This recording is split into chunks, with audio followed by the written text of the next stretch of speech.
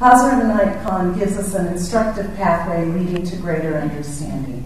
And he teaches us, in the attainment of the inner life, there are 5 moral principles. The first moral principle is constantly to avoid hurting the feeling of another.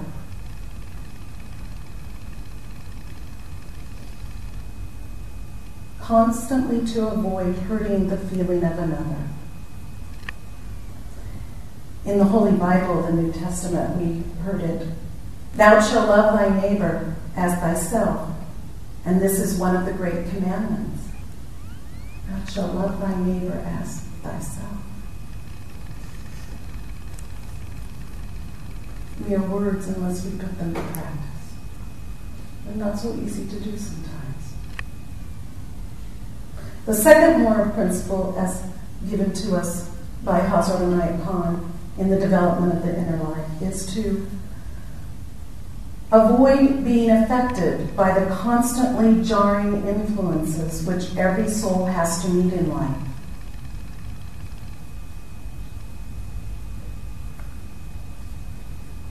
In the Old Testament of the Holy Bible, we heard, I have given thee a wise and understanding heart. And the third moral principle of Hazrat Inayat Khan is this: to keep balance under all different situations and conditions which upset the tranquil state of mind.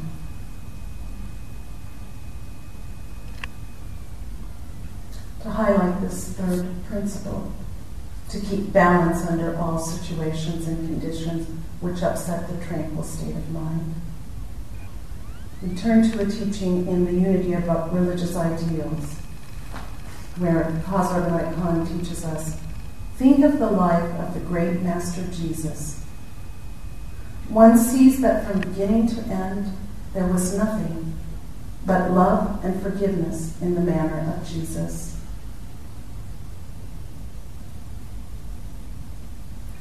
It is by unifying our hearts and minds with this Master Jesus, that we can seize the vitality of mystical transformation. And we can use and embrace difficulties, challenges, the hurtfulness of another's thoughtlessness, and unite with the example Jesus gave us during his great martyrdom.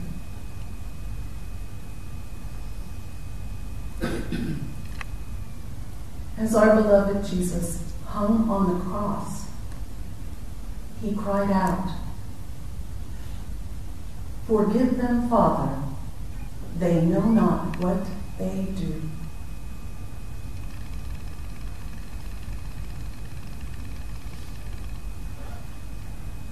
Friends, our lives in all situations and in all conditions, from one point of view, we can only see as troublesome.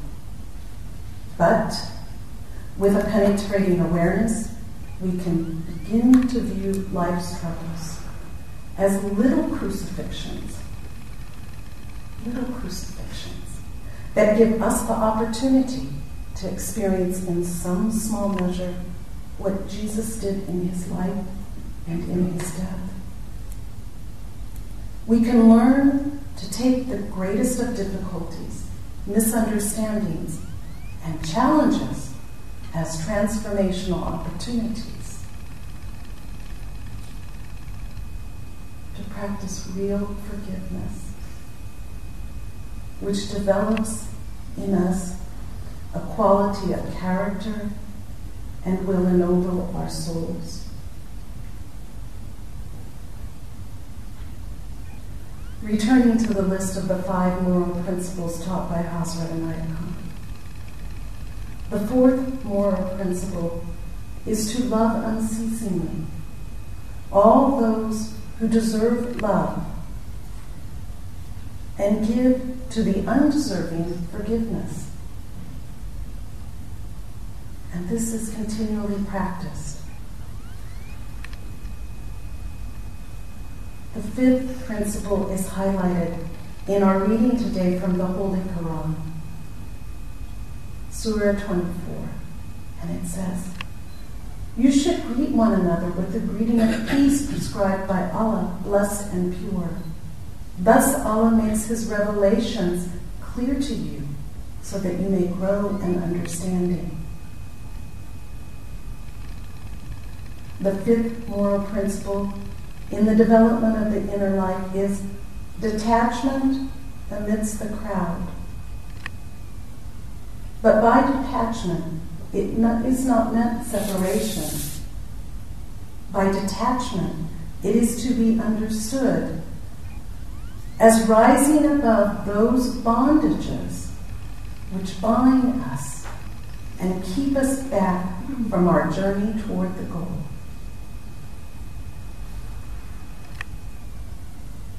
In the Zendavesta we heard, we worship the mountain that gives understanding and perseverance.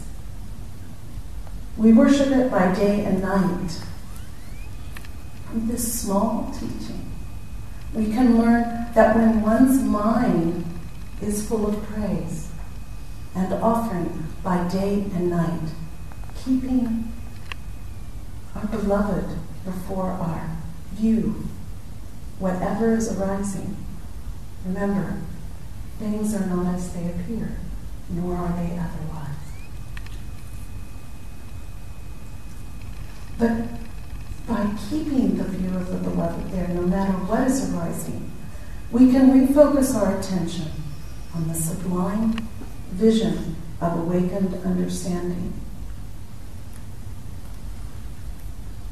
Further, when it is said, we worship the mountain that gives understanding, we can understand here the metaphor. The mountain is something here on this earth with great stability and great grandeur. And yet, it's reaching towards the heaven. Another beautiful metaphor given by Hazrat Inayat Khan is the mirror, where he teaches, when the mind is troubled, it is confused. It cannot reflect anything. It is the stillness of mind that makes one capable of receiving impressions and of reflecting them. It is the stillness of mind that again makes one capable of receiving impressions and reflecting them. In Persian, the mind is called mir. Everything in front of the mir appears in it. But when the object is taken away, the mirror is clear. It does not remain. It remains in the mirror as long as the mirror is focused on it. And so it is with the mind.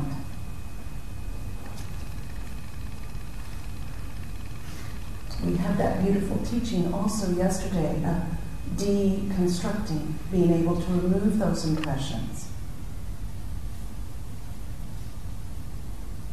Inayat Khan teaches us,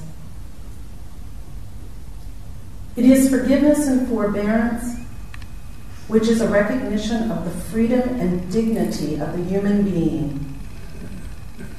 Forgiveness and forbearance, freedom and dignity. And that consumes all ugliness and burns up all unworthiness, leaving only beauty there. One of my friends in America, he's actually now the executive director of the Worldwide Unity Movement, says, hanging on to one's anger is like taking poison and waiting for the other person to die. You understand? It hurts us. We're keeping it constantly in that mirror, and we're framing it, and we're looking at it, we're concentrating on it.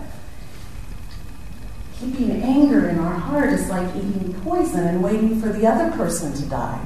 Oh my gosh.